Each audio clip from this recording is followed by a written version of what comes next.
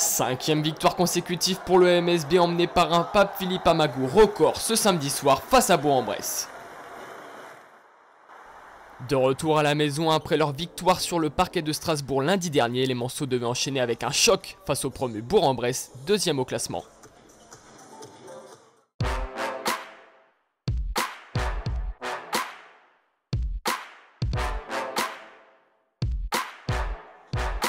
Sous le regard de l'ancien Manceau Peter Cornille actuellement blessé, les Manceaux avaient à cœur de prolonger leur série de victoires afin de garder la tête du championnat. Et c'est Pape Philippe Amagou qui va inscrire les 3 premiers points du MSB suivi par Youssouf Affal sur ce dunk ravageur. Michael Riley fait le spectacle avec cette passe dans le dos et toujours le capitaine du MSB à la finition à 3 points. Terry Tarpey va lui aussi exposer ses talents à 3 points et le MSB mène 25-13 à la fin du premier quart-temps. Et pour le deuxième quart-temps, nous retrouvons Terry Tarpey cette fois-ci au dunk. Et pour DJ Stephens, c'est à 3 points.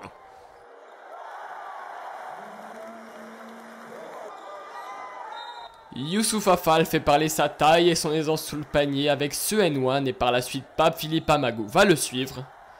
Et à la mi-temps, le MSB mène 50-32. Et pour la seconde période, le MSB va creuser l'écart grâce encore une fois à son numéro 17, toujours aussi adroit, et à un Youssouf Affal dominant sous les panneaux. Ce samedi soir, c'était la soirée de Pape Philippe Amagou car il bat son record de 3 points inscrits en un match en championnat avec 6 tirs primés. Et le MSB mène 69-51 à la fin du 3e quart-temps. Mais dès le début du 4e quart-temps, les Manceaux vont se faire une petite frayeur en voyant Bourg-en-Bresse revenir à 11 points. Mais DJ Stephens rassure Antares et ramène le Mans à 15 points d'avance. Michael Riley le succède et le MSB s'impose 91-70 devant plus de 5100 Manceaux sous le charme.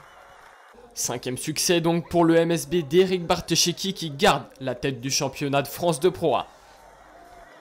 Chaque match a son histoire et sa spécificité, mais on veut quand même tirer à chaque fois profit des choses qui se sont passées dans le match et surtout se concentrer tout de suite sur le prochain adversaire. Donc là c'est Antibes, on a un break assez long parce qu'on rejoue encore lundi prochain à la télé, donc c'est toujours un peu particulier mais à gérer, ce laps de temps un peu long, mais on va tout de suite on va apprécier déjà la victoire ce soir et puis se tourner rapidement sur l'équipe d'Antibes et puis préparer la prochaine rencontre avec l'intention d'aller faire un résultat là-bas, mais on sait que ça sera pas simple.